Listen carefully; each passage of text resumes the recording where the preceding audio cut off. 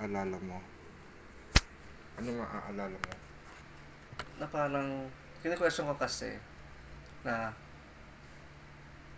bakit ko ito ginagawa? Mm. For fame? For followers? Para maging leader? Mm. May alpores? Pang boost ng ego? Kung ipapasok ko lugar ay yung sarili ko sa ganun, parang tinatamad akong i-maintain yung ganung energy. Tapos parang hindi ko bet, for example, yung fame, hindi ko bet na parang bantay sarado ako. Hindi ko bet na parang hindi ko ma-express yung ibang totoong emotions ko kasi iisipin ko kung ano yung magiging impact ng ibang tao. Ayoko nun. Pero kahit ayoko nun, bakit yung isang part ko ginagawa pa rin yung ganitong spirituality, itong path na to, kahit hindi ko siya masyadong ine-expose, kahit na ginagamit ko lang siya kung kailan ko siya need. Kasi parang yung isang part ko nagsasalita na hindi ko, parang pinaparealize niya sa akin na i-connect ko sa dreams ko mamaya. Na parang, I-connect mo sa dreams mo mamaya? explain ko. Nakapanaginip ka na, hindi mananap. Na parang ine-enlighten ako ng sarili ko na hindi ko ito ginagawa honestly para sa ibang tao. Benefit na lang ng ibang tao na malalaman nila itong knowledge ko. Pero parang ginagawa ko ito para sa sarili ko, sa present at saka sa future life ko. Kasi possible na mag-e-exist yung teaching ko ngayon at thankful sa technologies kasi mapipreserve. So malamang hindi ako mahihirapan maghanap ng lessons sa future life. Ma-access ko siya anytime. Yun yung parang nare-realize ko na bakit patuloy kong ginagawa ito. Magandang reason yan. Yun. Magandang reason mo yun na you are not thinking of this present life, pero you are thinking of your next life na pag nag-reincarnate ka, meron kang makikita sa YouTube na ito pala ako dati. Or mafe-feel mo yung teaching na ay saswak to sa akin. Kasi i-connect ko sa dreams ko. Bago pa tayo nakita, bago ako naging tuntian, tribmaka na ako, nakakagulo ang information sa utak ko. Hinahanap ko kasi kung ano yung totoo. Kasi parang i-feed sa akin ang isang information na parang feeling ko hindi siya reality ko. Na parang, totoo kaya yun? Tapos may belief din ako na parang hindi reality sa kanila, pero nafe-feel ko na nag-e-exist siya. At kahit pa paano napuprove ko yung belief na yun. Tapos nagkaroon ako ng dreams na parang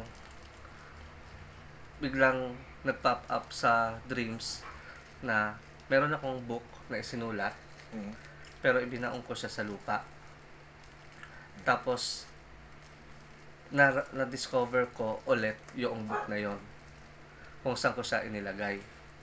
So maaring baka next life yun. Tapos naitago ko siya. Tapos ibinalik ko ulit siya kung saan ko siya inilagay para sa next life. Pero nag-cut off na doon. So ngayon parang ina-access ko saan ko inilagay or itinago ang mga informations ko, yung knowledge ko. Tapos working with the spirit, ang finifeed naman nilang information sa akin, ma-access mo ang knowledge sa lahat ng elements. So parang sila yung storehouse ng information na na-collect ko sa mga past life. Yan yung yung katuruan natin na merong 7 kaluluwa ang tao at yung kaluluwa na name-maintain dito sa lupa habang yung name-maintain dito sa lupa kung patay na tayo is yung alaala, yung memory. Pero yung memory na yon maaring nasa puso at isipan ng mga taong nabubuhay. Pero tayo, isang technique para magmarka tayo, malilimutan at malilimutan tayo ng mga tao, ng mga mahal natin sa buhay. Pero kung nakagawa tayo ng mabuti sa ibang tao, no, meron at merong magre-record keep niyan. Record keeping. Katulad na lang yung ginawa ni Kristo. Hindi naman sinabi na nagsulat si Jesus Christ. Diba? Kaya nagkaroon ng Biblia kasi isinulat yan ng mga nagawa ng mabuti ni Kristo. Yung mga nakasaksi, naka-experience. It's not only saksi. Hindi basta saksi lang. Kundi naging part. Naging bahagi. Nagkaroon ng interaction. Or yung miracle ni Jesus Christ na experience nila sa kanilang buhay. Mateo, Marcos, Lucas at Juan, di ba? Sila yung mga, although si Lucas hindi siya bahagi ng apostoles, no. Later on na lang siya na naging siguro produkto yan ni Pablo, I think, pero I don't know. Pero yung memory niya na hanggang ngayon nagpasa-pasa, merong magsusulat niyan patungkol sa atin, sa memories natin. Maganda yung ginagawa mo dahil kasi marunong tayong mag-video ngayon, mag-record ngayon, mag-sulat. Maaari nga nating isulat yon. Yung habang sinasabi mo nga yan parang naisip ko, ako, baka may naisulat na ako noon. Saan ko itinago? Baka nasa library. Diba? Kaya nga lang yung akin, nakita ko to sa pagmamasid sa mga tao, sa mga katuruan, sa internet, sa libro. At tama ka din sa sinabi mo, yung observation ng kalikasan, ng mga elemento. Ako ginagawa ko to, hindi naman dahil para sa akin. Para sa akin. Secondary na nga lang na sa tao. Gusto ko mang tumigil sa ganitong gawain. Pero kasi naisip ko, imposible nang itigil. At hindi mo na siyang maiaalis sa buhay mo. Kasi ito na yung buhay mo. Ito yung espiritu. Spirituality mo. Yung sabi ko nga sa Hilot, 'di ba? Ang tao ay binubuo ng katawan at kaluluwa. Pag ang kaluluwa ng tao ay humiwalay sa katawan, ang katawan ay nagiging patay. Pero yung alaala ng tao, yan yung nabubuhay. Kasi may kukonect din natin ito sa connected ito sa past life, sa soulmate. Yun. So, napag-usapan din namin ito ni Raya about sa soulmate. Nasabi ko sa kanya, alam mo ba kung bakit hindi natin naaalala yung past life natin? So, nag-isip siya. Tapos parang nahirapan siya mag-isip. Di sinagot ko na rin.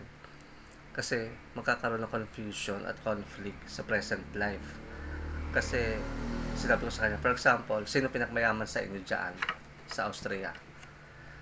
Tapos may binanggit siya yung asawa daw niya, yung partner niya. Sila daw yung alam niyang nasa class A. So sabi ko, what if kung sa past life mo, ang reason ng kayamanan nila dahil sa'yo? So anong gagawin mo sa present? Napaisip siya. Okay. So kaya, hindi ipinapaalala ang past life. Kasi may hirapan tayo sa present. Maaring ang isang bata, tama, magandang pagpapaliwanag yan. Pero sa akin, ang nakikita ko, kung bakit hindi natin naaalala ang original nature natin, unang-una kasi nalason na tayo. Nalason na tayo ng lipunan, ng mundong ito, in terms of binura sa atin yung divine nature natin. Kasi bata tayo, siguro lahat, di ba? Bagong silang na sanggol, lahat ng tao siguro of any religion, they will think that that baby is an angel. Tinatawag silang angel. So, merong divinity yung bata. Dahil kasi tinatawag niya yung ano. Pero, nung habang lumalaki na, kasi na-introduce sa tao, sa nanay, sa tatay, sa kamag-anak, sa ate, sa kuya, habang lumalaki, nagkakaroon ng interaction sa tao, ito pala ang pagiging tao. So, yung kamunduhan ng tao, yung divinity ng baby, natatabunan siya ng mundane o yung worldly matter or yung kamunduhan. Kaya hindi na natin pansin. Pero dito sa atin, 'di ba? Kadalasan ang madalas mausog o mapaglaruan is mga bata. They can clearly see. Ikaw, ako nung bata ako, naalala ko, meron akong mga bagay na nakikita. Ikaw ba meron? Wala akong nakikita, pero based sa mama ko, lagi akong pinapatawas. Kasi nga, nakakapag-interact So, tayo. ako yung laging parang lapitin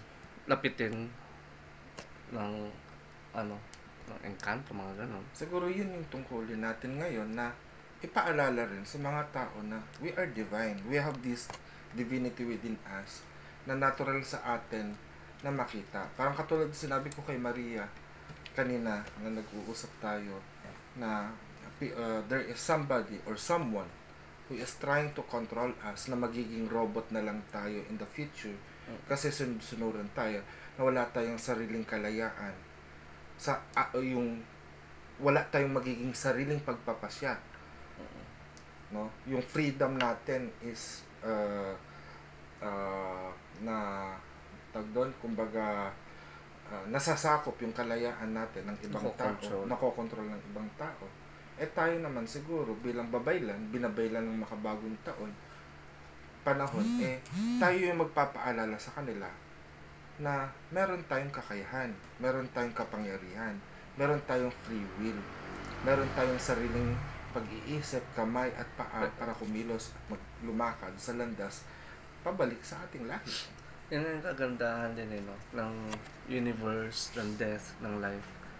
Kasi nakakalimutan man natin yung mga achievements na ma-manifest, pero natiling na sa atin yung essence in a way na yung skills and talent na parang kung nakapag-create ka dati o nakapag-manifest ka ng malakihang pera, kapag namatay ka at nag-reincarnate ka, kung paano mo na-manifest yun or nakuha, pwede mo pa rin siya makuha sa next life. Yun kung magiging aware ka kung ano yung ginamit mong ways, ano yung ginamit mong skills, ano yung ginamit mong talent. So, ibig sabihin, pwede mo pa rin i-achieve siya. Parang ang, di ba, kada life, kada generation, bagong experiences, bagong parang ima-manifest, bagong goal. Ayan. O sige, tulog na tayo. Paalam. Bye-bye.